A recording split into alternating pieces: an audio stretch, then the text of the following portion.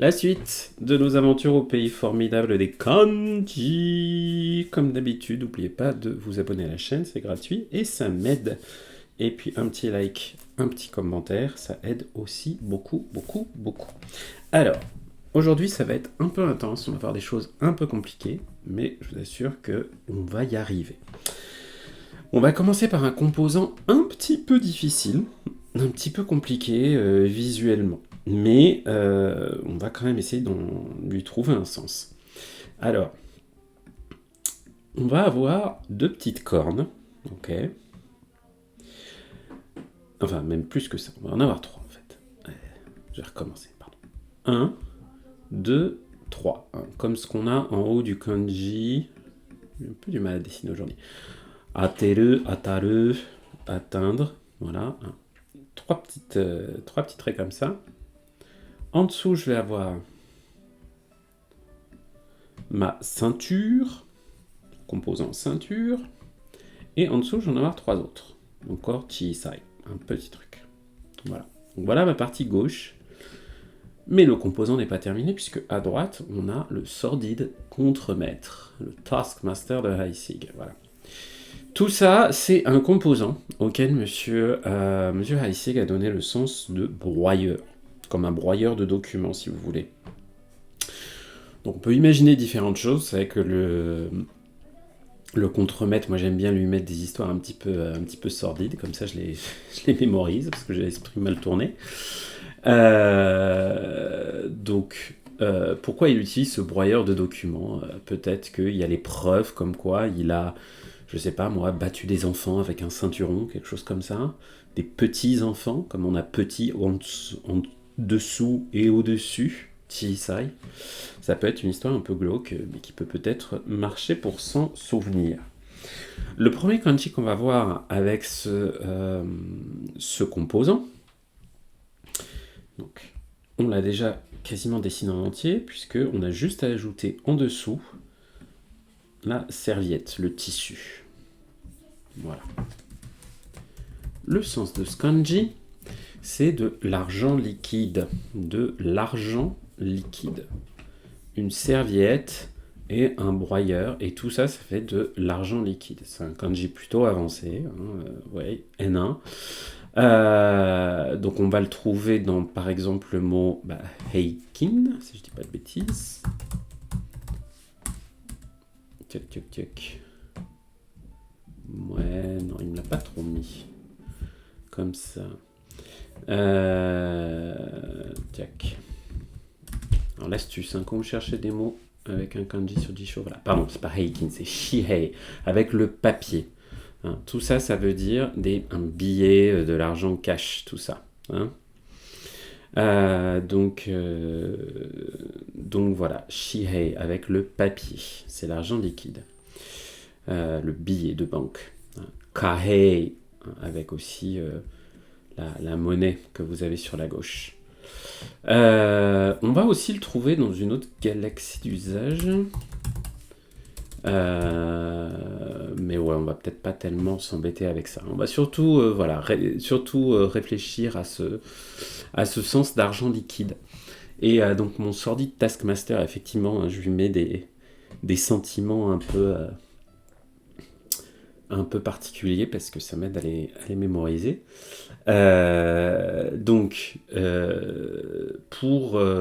Il utilise le broyeur pour faire quoi? Qu'est-ce qu'il a fait cette fois-ci? Eh ben peut-être qu'il a utilisé des serviettes pour imprimer de la fausse monnaie. Voilà. Donc j'ai imaginé qu'il mettait ces serviettes qui étaient en fait gavées de fausses monnaies, ou qu'il avait, voilà, c'était peut-être, on peut imaginer des petites serviettes en papier pour les pique-niques, tout ça, pour le repas. Et que peut-être le contremaître avait imprimé des faux billets dessus. Et donc après, il est obligé de tout passer au broyeur avant qu'il y ait un raid du FBI ou de je ne sais quelle autorité compétente. Voilà pour la petite histoire de ce Hei de Shihei, qui est pas facile. Alors, le suivant, on va commencer par le composant la clé des plantes et des fleurs, Kusakanmori, qu'on a là-haut. Et en dessous, on va avoir notre petit, pas si petit que ça d'ailleurs, notre grand broyeur.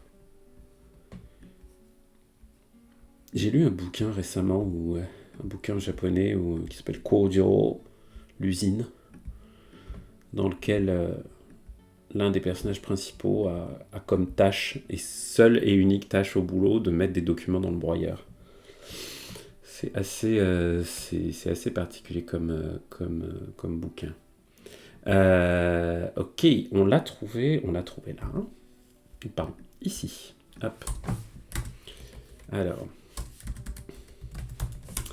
le sens de ce kanji, c'est le fait de cacher quelque chose, de couvrir quelque chose. Le pingouin diabolique qui aime l'argent, ça peut bien marcher aussi. Danny DeVito dans Batman, le vieux Batman, mais l'un des meilleurs. Hein. Le Batman Returns, là, le deuxième de Tim Burton, il est magnifique ce film, avec Michelle Pfeiffer, mémorable. Donc, couvrir, recouvrir quelque chose.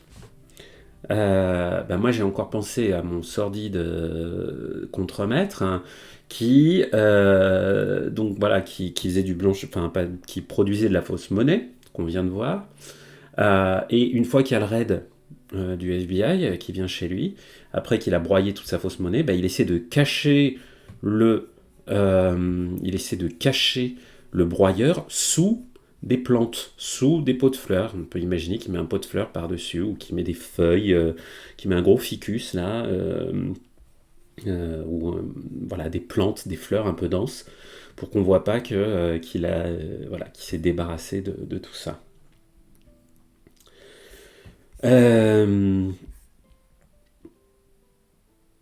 J'essaie de voir s'il y en a d'autres. Alors, ce kanji là, franchement, en termes de vocabulaire, on le voit vraiment pas souvent, hein, les amis. Oh là là. Ça me fatigue un peu quand ils nous gardent des trucs dans les Joyo Kanji que franchement, que les Japonais eux-mêmes oublient pas mal.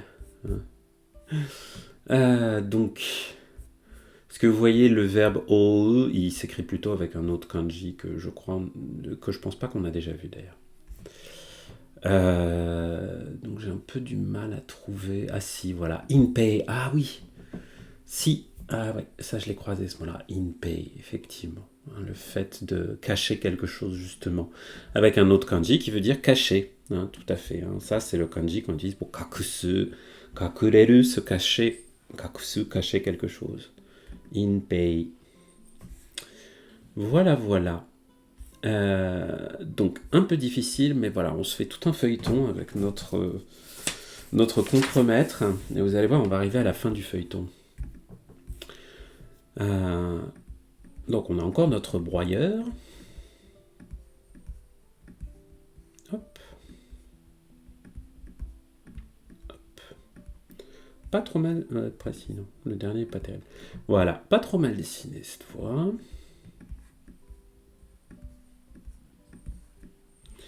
Et cette fois-ci, en dessous de notre broyeur, on va avoir les deux mains.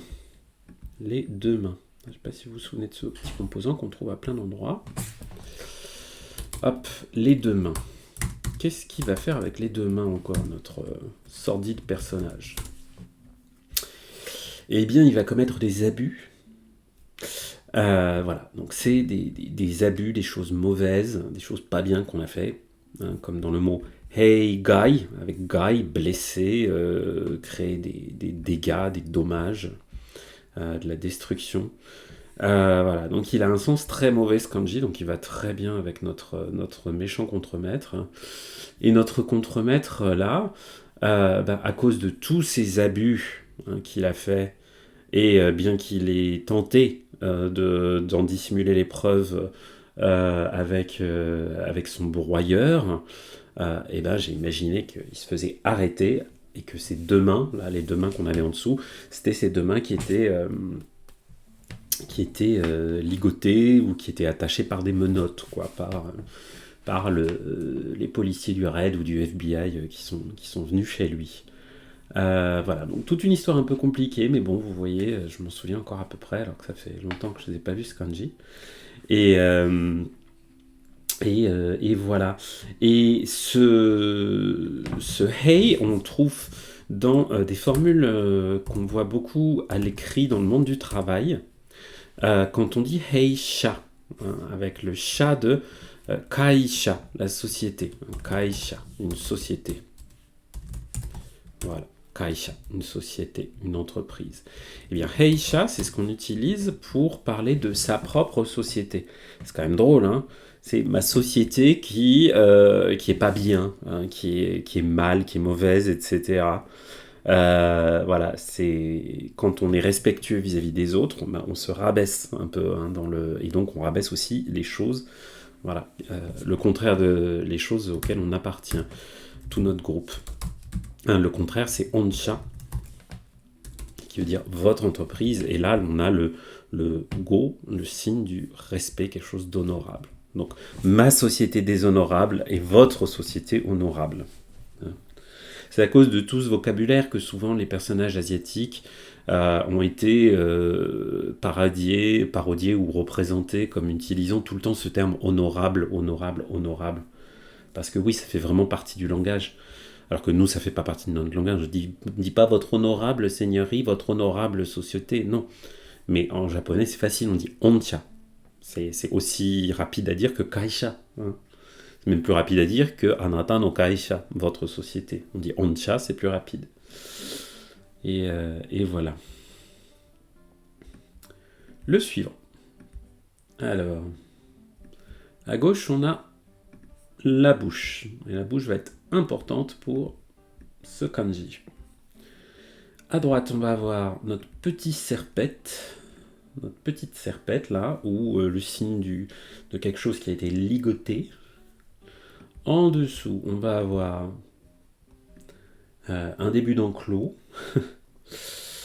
et dans lequel on va trouver des jambes. Et en dessous de ça, grand, ou le Saint-Bernard, le grand chien Saint-Bernard tel que l'a identifié Monsieur Heissig. Tout ça nous donne un kanji qui indique des cris. Le fait de crier, c'est le verbe wameku que vous voyez ici, hein, qui veut dire hurler, pousser un cri, tout ça, tout ça. Sa prononciation on, c'est kan. Ok. Wameku kan. Kanmon. Le fait d'être, comment dire, d'être invoqué, enfin d'être convoqué. Voilà, mais surtout ce wameku, kyukan, un cri. Avec ce cri là aussi, celui-là aussi, hein, qui signifie crier. Je crois qu'on avait déjà vu un sakebu. Tchac. Ouais, on l'avait vu. Ah non, on l'a pas encore vu. Oh oh. Ah bah non, parce qu'on n'a pas encore vu le composant de droite, la corne d'abondance. Effectivement. Donc, wameku, hurler. Alors, pourquoi est-ce que ça nous fait hurler ? Bonne question. J'ai plus tout à fait d'histoire en stock.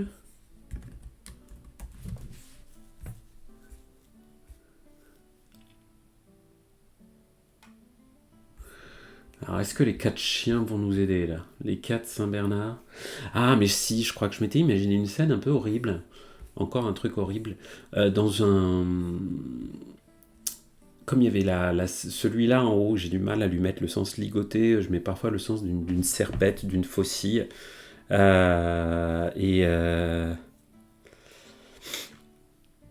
Check. Check.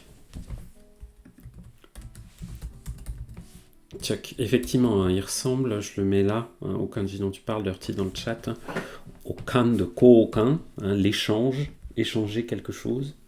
Donc on peut se faire tout à fait une histoire avec ça.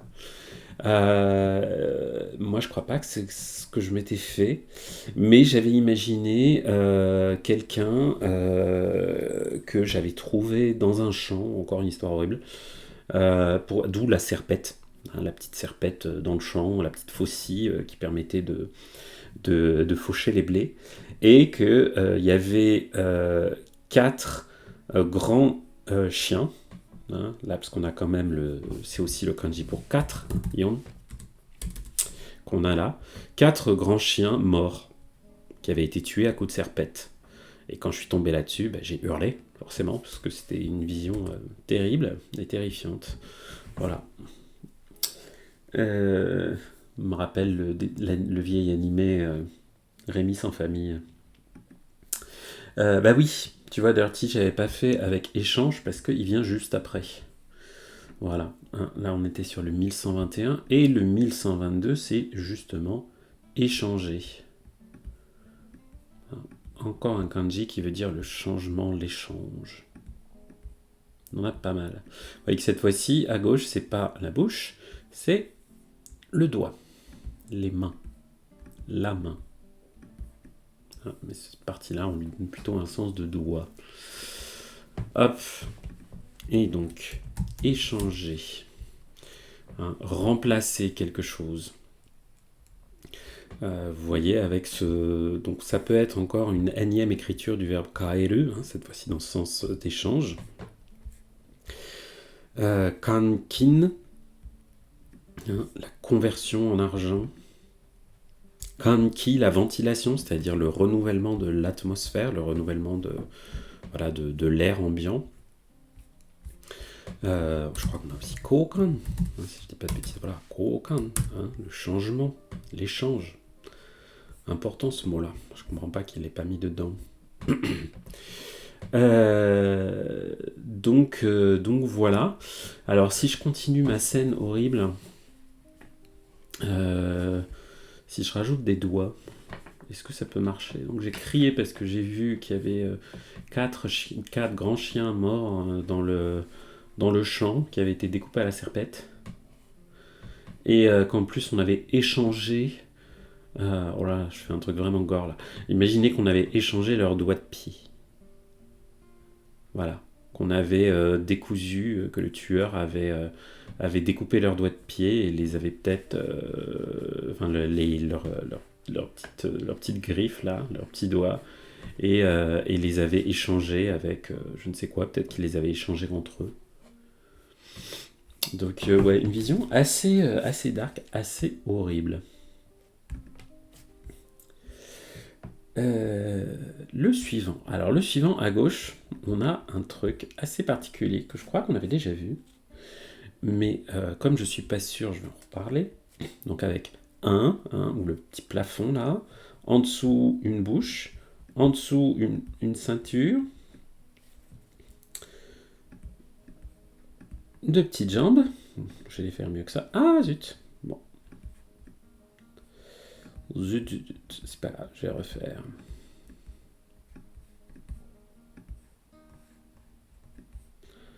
Hop. Hop. Et en dessous, voilà, un petit clou. Hein. À droite, je vais avoir Mushi, je vais avoir un insecte. Ok. Hop. Ce kanji-là, qui a l'air compliqué, mais moi je trouve que la partie à gauche, ça me fait penser à une sorte de personnage.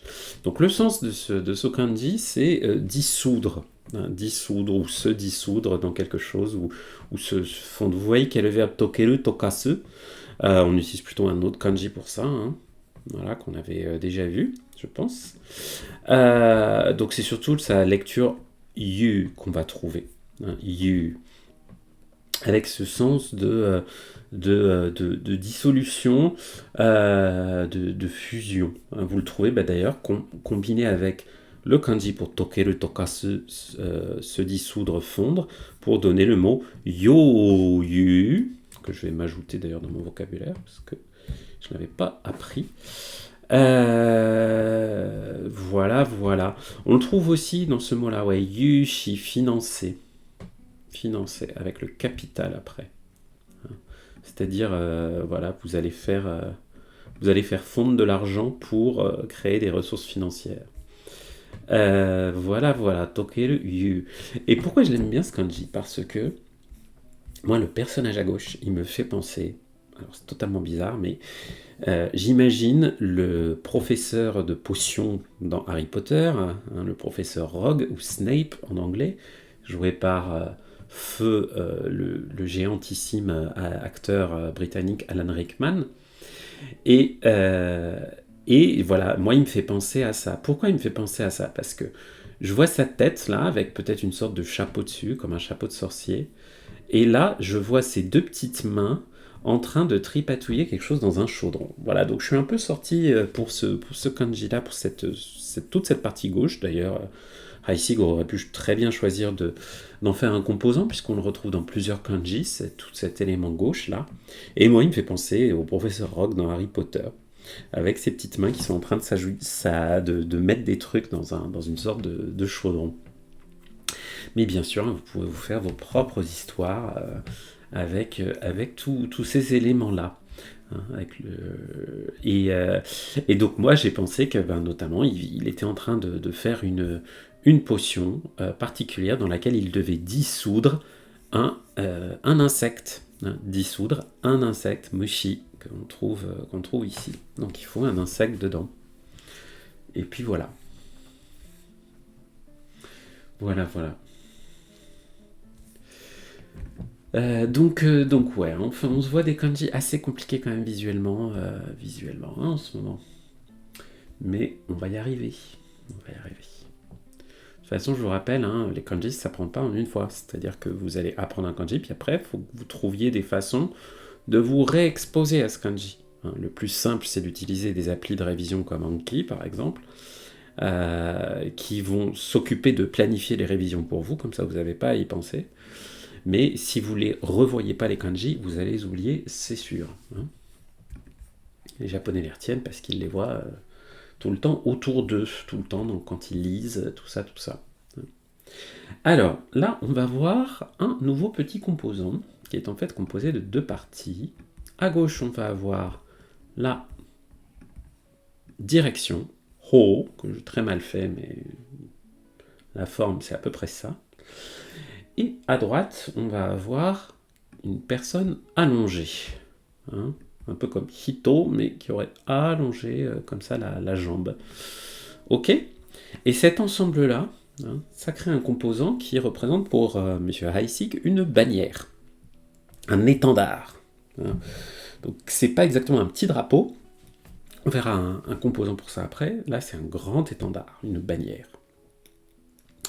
Le premier kanji qu'on va voir avec ça aura en dessous, donc c'est un gros composant, donc il prend beaucoup de place. Hein, généralement, on n'a que de la place en bas à droite pour compléter. Le dernier, et on va compléter avec le composant du scorpion. Yes, et il me l'a reconnu du premier coup. Merci beaucoup. Ok. Tout ça, ça veut dire donner. Et notamment donner par charité, faire l'aumône. Hein. Rodokosu, c'est le sens de ce verbe, ça veut dire voilà, je donne quelque chose voilà, comme une donation. Hein. Donc c'est pas juste le don le plus standard. Voilà, on a les prononciations on qui sont chi et c, ok. C'est marrant qu'il le trouve aussi populaire que ça, parce que c'est pas non plus. Ah bah si, si, on va le trouver dans Chico. Non, pardon. Ouais, Chico, la construction, le fait de faire quelque chose, surtout celui du dessous là. Hein. Ça, c'est un mot très courant. Hein. Shisetsu. Voilà, Shisetsu, mot très courant qu'ils nous ont pas mis dans les exemples, pas gentil. Hein. Shisetsu, c'est un établissement, une institution. Ça, c'est un mot qu'on trouve beaucoup. Hein. Shiko, c'est un peu comme suru, hein, c'est le fait de mener une action, faire quelque chose, mettre en place. Hein, voilà, hein, prendre des mesures, rendre effectif, tout ça. Rodokosu, on le trouve un peu moins souvent quand même comme verbe, mais je trouve qu'il se retient assez bien. Voilà. Alors, on a une personne allongée, on a voilà notre bannière et notre scorpion. Ok. Est-ce que cette bannière avec un scorpion dessus, comment on va faire le lien entre le fait de donner l'aumône, de donner la charité? Peut-être qu'on peut penser à un truc genre croisade. Ça pourrait être la bannière d'un mouvement guerrier, religieux, qui va aller donner la charité et évangéliser je ne sais quel peuple. Euh, le sens d'une porte à la clé de direction. Ouais, ça peut marcher, il faut faire attention Dirty, parce qu'il y a plusieurs kanji qui veulent dire la porte, enfin plusieurs autres composants qui veulent dire la porte ou le portail, donc il faut que tu t'y retrouves pour la direction. Moi, je crois que j'avais jamais totalement imprimé quand je les avais appris le sens de bannière. Donc, on va essayer de se faire. On va peut-être regarder du côté de la communauté s'ils ont quelques petites idées. Échanger. Ah bah non, on est plus loin. Voilà.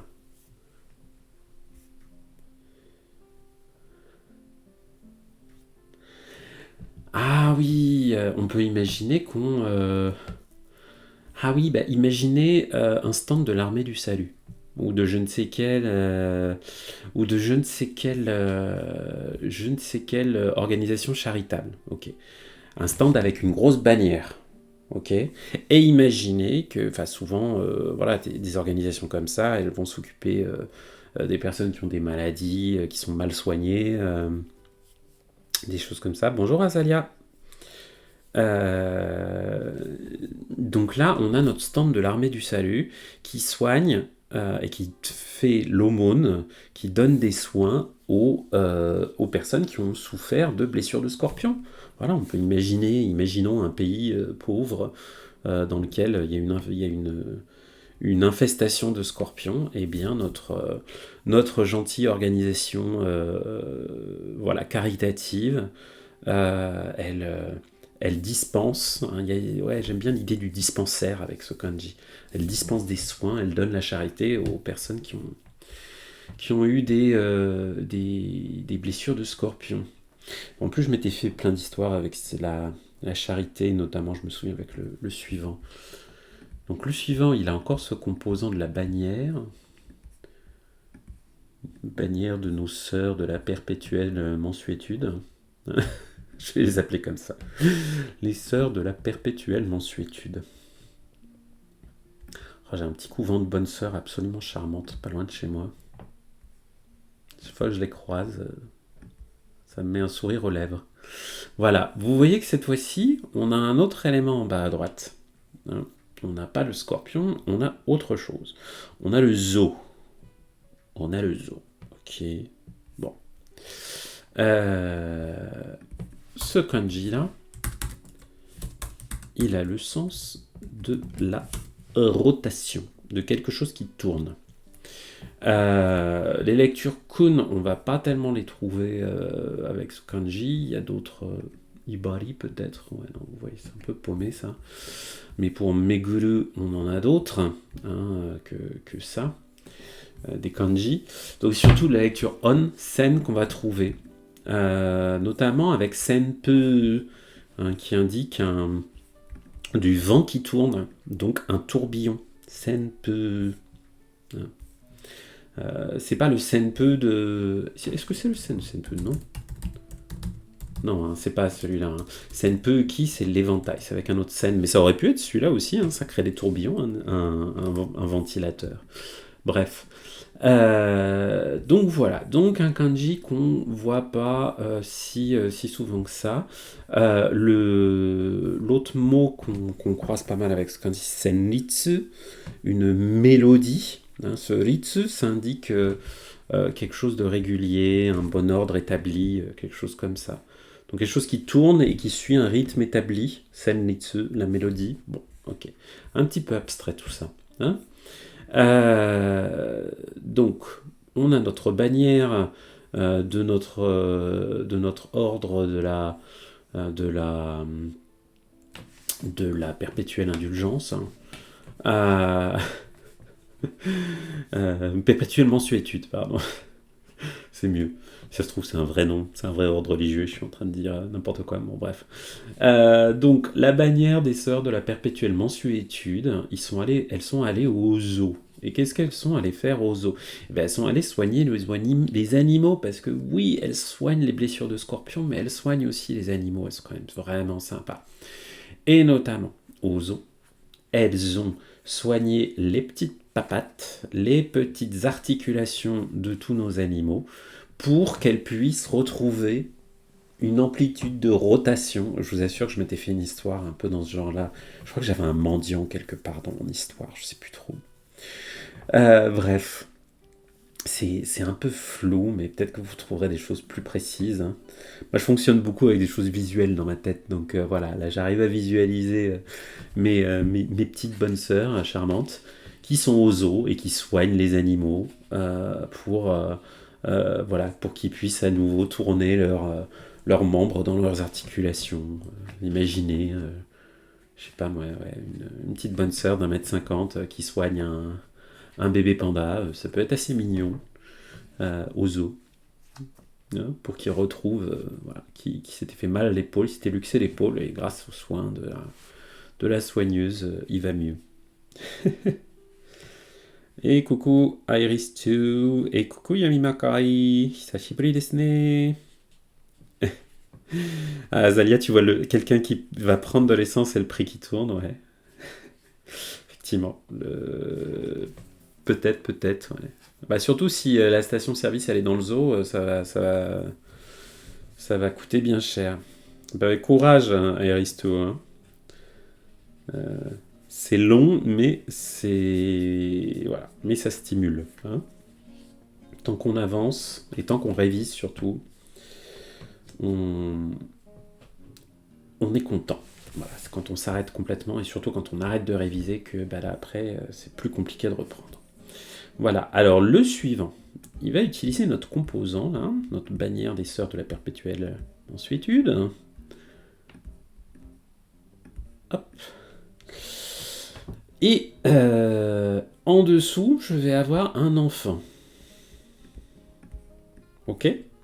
Et à côté, enveloppant tout mon kanji, je vais avoir le chemin. Donc il est assez moche là, parce que je l'ai trop étalé sur la droite. J'ai pris trop de place pour ce truc. D'ailleurs, Jisho me l'a pas reconnu. Heureusement, ça c'est un kanji très courant pour un verbe très utile qui est le verbe asobu, qui veut dire jouer. Ou asobi, un jeu. On a cette lecture on, yu ou yu qu'on trouve assez souvent, comme par exemple dans yu boku, hein, qui sont les nomades, hein, c'est-à-dire le nomadisme. Voilà, donc asobu, ça pour le coup, c'est un kanji beaucoup plus courant qu'on va trouver, hein. Ah bah écoute Azalia, tu retrouveras le zoo, c'est le nom du composant dans la méthode Heisig, hein. Donc voilà, asobu, jouer. Donc là on a nos sœurs de la perpétuelle indulgence qui s'occupent des petits enfants sur le chemin. Bon bah voilà, comment elles vont s'occuper des petits enfants sur le chemin, hein? Bah, elles vont leur permettre de faire des jeux, hein. Imaginons, voilà, non seulement elles s'occupent des blessés qui ont des blessures de scorpion, mais en plus elles s'occupent des luxations d'épaule des ours polaires aux zoo, et en plus elles s'occupent des petits orphelins et elles leur permettent de jouer à la marelle et de faire des jeux dans la rue, ou dans leur petite... j'allais dire, oui, monastère. Non, c'est des sœurs, c'est pas un monastère. Leur couvent, bien sûr. Ouh, le couvent, voilà. Donc les petits enfants qui jouent sur le chemin devant le couvent des sœurs de la perpétuelle mensuétude avec leur grosse bannière qui flotte. Bon bah voilà, on va le retenir comme ça. Vous faites vos propres histoires, hein, je vous rappelle, si ce que je vous dis c'est trop farfelu. Il faut que vous en trouviez des encore plus farfelus, mais qui vous parlent à vous. Donc, le but c'est de se créer des souvenirs. Hein. C'est un peu des souvenirs artificiels, mais c'est des souvenirs que vous vous créez comme ça, et qu'ensuite vous allez faire revivre et entretenir, et se relier entre eux. J'en profite pour parler du verbe asobu. Hein, asobu, j'aime bien aussi ton idée des personnes qui font du toboggan. C'est très sympa. Donc asobu, c'est jouer, mais c'est aussi, quand on dit asobini kuru, asobini iku, c'est aussi rendre visite à quelqu'un, aller quelque part pour un motif autre que le travail. Hein. Par exemple, quand des Japonais vont vous inviter chez eux, ils vont vous dire asobini kite kudasai. Littéralement, venez jouer chez moi. Venez jouer. Mais en fait, ça ne veut pas dire qu'ils vont vous sortir un Jenga ou un jeu de dames ou un jeu de Go. Non, ça veut juste dire venez chez moi et pour une visite de courtoisie, on va pas travailler. Voilà. Donc attention à ce sens-là du verbe asobu. Le suivant, encore un kanji très courant. Donc j'ai encore mes sœurs de la perpétuelle mensuétude. Et en dessous, je vais avoir un bout du composant pour le vêtement, hein, auquel monsieur Reissig avait aussi donné le sens d'écharpe ou parfois de serpillière. Je ne sais pas trop comment il fait la distinction. En tout cas, heureusement, ça c'est un kanji qu'on voit souvent, hein, comme le précédent. Donc, on va avoir plus d'occasions qui se rappellent à notre esprit. D'ailleurs, il a été bien reconnu par Jisho. Merci monsieur. Ou madame Jisho. Ce kanji-là, c'est le voyage. Tabi. Tabi, ça s'utilise, mais le premier mot que vous allez rencontrer avec ce kanji, c'est sans doute ryoko. Ryoko, c'est drôle parce qu'ils nous l'ont quand même pas mis là dans les exemples de lecture, alors que c'est bien sûr sa lecture la plus commune, sans doute un mot de vocabulaire N5, ça. Voilà, JLPT N5. Ryoko, ou tabi, tout seul, comme dans l'expression tabidatsu, partir en voyage. Ryoko. Donc on a un sens très clair, on a un kanji qu'on va voir souvent. Maintenant, on va se mettre un petit truc mnémotechnique. Donc, j'ai le drapeau des sœurs de la perpétuelle mensuétude, et en dessous un vêtement ou une écharpe. On peut imaginer qu'elles font des pèlerinages, nos sœurs. Hein. C'est des missionnaires, quoi. Elles vont répondre la bande-parole et leur perpétuelle mensuétude un peu partout, en portant leur bannière, là. Pour partir, partir en voyage, hein, elles se mettent une belle écharpe, parce que parfois il fait froid dehors. Voilà, donc on peut imaginer ça avec leur tenue, leur écharpe, qui leur permet de voyager sans prendre froid et aller répandre leur message de paix et de mensuétude. Ok, alors on va sortir de notre couvent un petit moment pour voir un autre composant, qui est aussi un kanji, mais alors en tant que kanji, on le voit vraiment pas beaucoup. Je pense qu'on le voit beaucoup plus en chinois. Si je connais pas grand chose de chinois, mais je crois bien. Hein. Et donc voilà. Donc là, j'ai quelque chose qui ressemble beaucoup. Alors ça, c'est visuellement quelque chose que vous avez déjà vu, hein, parce qu'on l'a vu dans des composants qui indiquent un peu on l'a vu dans quoi déjà, dans la tirelire par exemple. Hein. La tirelire, c'était comme ça. Hein. Tchac. Hein. Hop. Je vous le refais, hein, avec cette espèce de griffe en dessous, là. Hein. Donc voilà. Du coup, évidemment, il me l'a enlevé. Je comprends pas pourquoi il nous met 2 cases, si c'est pour me supprimer le contenu de la gauche quand je commence à dessiner à droite. Bref. Donc, on va se le refaire. Hop. Donc, vous voyez, hein. 1, 2, 3, 4 traits. Il me l'a reconnu ici.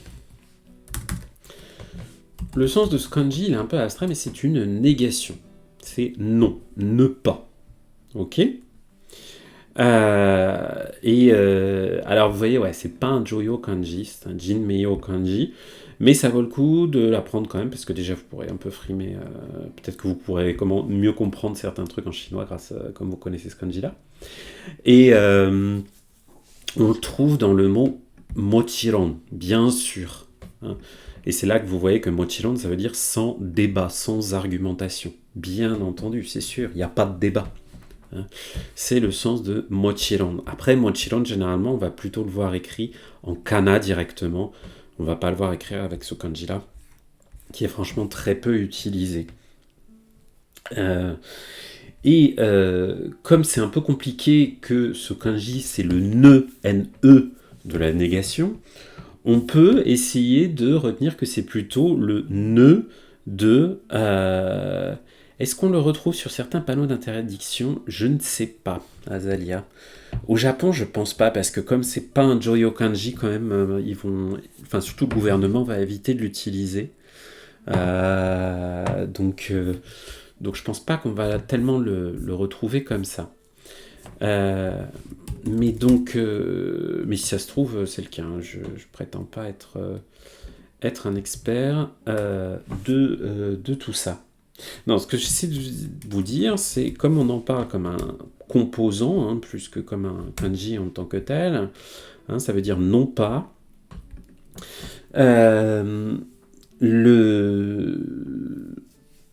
Notre ami Heissig, il s'est dit, en anglais ça fait not, et il a mis le sens d'un ne, N-O-E-U-D, qui se prononce aussi not, mais K-N-O-T en anglais.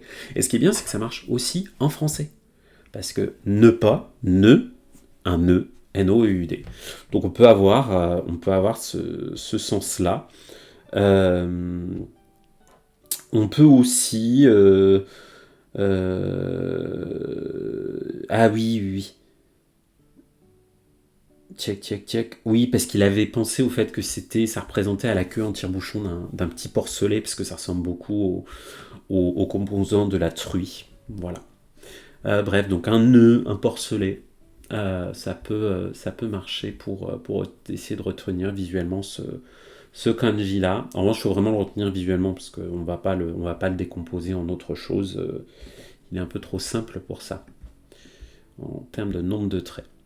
Le premier kanji avec ça comme composant, eh bien on va lui mettre la vache à gauche, je vais avoir la vache, et à droite, le nœud ou le porcelet. Et là c'est encore un kanji ultra courant, puisque c'est une chose, un objet, monon, ou butsu, motsu. Monon, une chose concrète, pas une chose abstraite, une chose, un objet très concret. Ce butsu, cette lecture on la trouve par exemple dans Do butsu, les animaux, littéralement les objets qui bougent, les choses qui bougent. Donc voilà, une chose concrète, un objet, voilou. Ouais, après, c'est pas la clé de simple. Enfin, Wanikani a fait ses choix qui sont pas forcément ceux de Heissig, mais là, on n'a pas par rapport à ta remarque dans le chat, Dirty, on n'a pas le jour, on n'a pas le soleil au-dessus. Donc, il faut faire un peu gaffe là-dessus. Parce qu'effectivement, le kanji que tu as mis dans le chat veut effectivement dire Yarsei, quelque chose de facile, de simple. Donc là, on a la vache, et on a les porcelets ou le nœud. Et tout ça, ça nous fait une chose. Alors j'avoue que celui-là, voilà, comme c'est encore un kanji très très courant, vous voyez N4, je m'étais pas forcément fait de moyens mnémotechniques, mais on peut réfléchir à faire un truc ensemble. Soit on peut parler on peut penser aux animaux, enfin on peut essayer de retenir en même temps pour une fois, comme c'est vraiment un kanji très courant.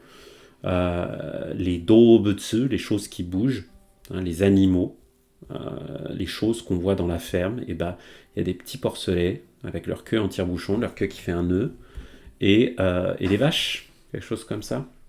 C'est pas le truc le plus inspirant, mais mais vous pouvez quand même à peu près le retenir. Et le suivant, bah, justement, on va avoir ce dont tu parlais dans le chat Dirty, qui est donc avec le jour et en dessous notre nœud.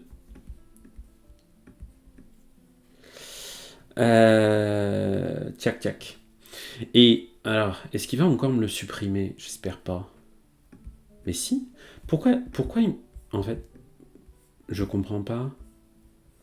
Quel est l'intérêt d'avoir mis 2 écrans si c'est pour me les supprimer à chaque fois? Enfin bref, oui, parce que je voulais juste revenir là sur ces 2 kanji qu'il faut pas confondre. En fait, faut pas confondre le kanji là qu'on va voir, hein, que je viens de vous dessiner, qui veut dire quelque chose de simple, de facile, et le composant de la tirelire, qui a un trait en plus. Je vais vous montrer lequel. Hein. C'est ce long trait-là, que j'ai fait pas droit. Voilà, ce long trait-là, et en dessous, j'ai mon petit nœud de queue de cochon en tire-bouchon. Voilà, vous voyez, ça, c'est 2 kanji tout à fait différents, hein, qui n'ont pas le même sens. Voilà, ils se ressemblent beaucoup. Je vais pas vous mentir, hein, je vais pas encore vous dire apprenez le japonais en un mois, mais voilà. Hein. Donc ça, on va se concentrer sur celui-là, qui veut donc dire facile, simple, quelque chose à faire. C'est le sens de ce yasui qu'il ne faut pas confondre avec yasui pas cher. Voilà, on va le trouver, la prononciation on et ki et i, on trouve les deux.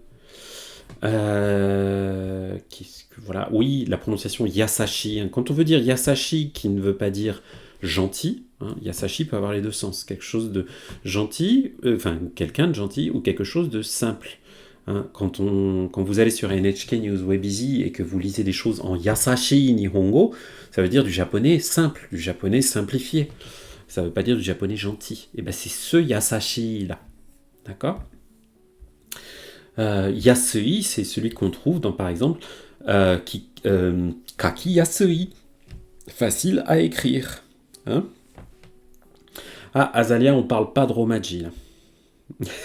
On parle pas de Romaji ici. Ça n'existe pas, les Romaji. Mais oui, hein, Yasashi, voilà, c'est Yasashi. Ça se prononce pareil. Voilà. Mais les Romaji, on oublie, ça sert à rien. Voilà. Donc voilà, quelque chose de facile. Ne pas, le nœud et le jour. Donc, non, mais t'inquiète pas, Azalia, je te charrie, mais c'est juste... voilà, les Romaji, au bout de 2 semaines d'études du japonais, vous ne les utilisez plus. Hein, du tout. Ok. Une fois que vous connaissez les kana, les Romaji, c'est fini. Hein, on oublie. Ça me tue. Tous ceux qui restent encore au bout de 6 mois à regarder des trucs en Romaji. Arrêtez, quoi. Arrêtez. Rendez-vous service. Dégagez-moi ça. Hein, au bout de 2 semaines, on connaît les kana. C'est fini. Bref.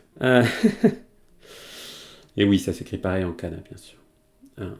Si ça se prononce pareil, c'est que ça s'écrit pareil en kana. Hein. Puisque les kana n'ont généralement pas beaucoup de prononciations différentes. C'est quand même un truc plutôt phonétique. Donc c'est facile. C'est facile de quoi? C'est facile le jour et les nœuds. Je suis plus trop inspiré pour ce kanji. On va aller regarder du côté de la communauté, voir ce qu'ils ont trouvé. Sur le kanji numéro 1130. 1130, quelque chose de facile. C'est pas facile d'aller dans le soleil, ouais. Hein, le soleil, le jour, hein, qu'on est en haut. Hein. Hi. Ah ouais. Sous la lumière du soleil, c'est facile de faire ces nœuds, de faire les nœuds ou de défaire un nœud. Vous pensez à... Ouais, vous pouvez penser que vous cherchez à nouer vos lacets de votre godasse. Et que là c'est facile parce que j'ai la lumière du soleil, et que si j'ai pas la lumière du soleil, c'est vachement plus difficile. J'aime bien. Ben oui, c'est facile, les canapes. Enfin, c'est facile. C'est pas facile, mais il y en a 92, quoi. Hein, 2 fois 46. Donc c'est gérable. C'est gérable. Donc voilà. Euh, C'est facile de blesser sous le soleil ou avec de l'eau, de se blesser sous le soleil. De blesser ou avec de l'eau chaude. Et c'est vrai que oui, hein, on trouve. Alors on trouve pas exactement celui-là, parce que dans le soleil, si je dis pas. Tiens, tu me mets un doute, Dirty. J'ai peur de. Ouais, non, dans le soleil, c'est avec le composant de droite qui est différent, hein, qui a un trait en plus là horizontal, hein, c'est-à-dire la tirelire hein, le codage Heissig. Voilà. Mais j'aime bien cette idée que voilà, la lumière du soleil, ça vous facilite la vie quand vous devez faire un nœud, défaire vos lacets. Ou ça peut être un nœud de corde si vous faites du bateau, des choses un peu plus aventurières comme ça. Ça peut être pas mal. Allez, next one. On a Qu'est-ce que c'est que ça? Un coquillage, bien sûr. Un coquillage. La clé du coquillage, hein, qui souvent... Coquillage, ding ding ding. Question d'argent, question de sous financière. Hein. Les coquillages en kanji, c'est notre monnaie. C'est ce qu'on échange. Je crois d'ailleurs que dans Animal Crossing, j'ai jamais joué, mais mes filles passaient leur temps à vendre des coquillages pour obtenir un peu d'argent. Donc je crois que c'est un truc qu'on peut faire dans le jeu. Vous me direz si c'est toujours le cas. Et à droite, j'ai donc non pas ma tirelire, mais bien facile. Quelque chose de facile à faire. Ah, ouf. Merci, tu me l'as reconnu. Mais bon, je me souviens des verbes qui vont avec ce kanji. Hein. On a tamawaru. Tamawaru, ça veut dire recevoir un honneur, recevoir une bourse, recevoir quelque chose, voilà, une grande distinction, quelque chose de très honorable. Comme quand vous recevez un grand prix, mais le prix Nobel, quoi. Hein. On a le mot tamamono, hein, avec le mono qu'on a vu juste avant, la chose. Un tamamono, c'est un don du ciel, une grâce, voilà, un cadeau incroyable, quelque chose de magnifique. Donc c'est ce verbe tamawaru. Tamawaru. Avec ce kanji là, alors la lecture shi, je vous avoue, je la connais pas trop. Ouais, ça a l'air très historique tout ça. Hein. Voilà, on a des histoires des intrigues de cours, donc je vous avoue, je connais pas trop. Mais le verbe tamawaru, on le trouve. Hein, même si, bon, c'est pas encore un kanji ultra populaire, vous voyez. On est dans du N1. Tamamono tamawaru. Donc, moi j'avais pensé à le fait qu'on recevait recevoir de l'argent facile, qu'on pouvait, voilà, quand on recevait une subvention, eh ben, c'était de l'argent facile. Ou alors peut-être c'est pas facile d'obtenir une subvention. J'avais pensé au sens de subvention. Vous voyez, comme si c'était vraiment un truc qu'on m'accorde, mais pour faire quelque chose, parce que c'est un beau, voilà, c'est un vrai financement, quoi. C'est pas juste un petit cadeau, quoi. Hein, le sens de grant, c'est aussi, quand on dit, en anglais, c'est aussi une bourse. Hein. Quand, voilà, quelqu'un qui a une bourse d'études, voilà, c'est pas pour aller faire la fête à Ibiza. Hein.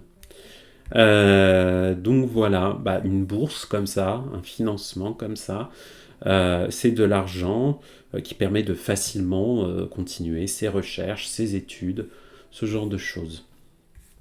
Et voici, même si c'est pas forcément facile à obtenir. Voilà, et ça va être tout pour cette petite séance.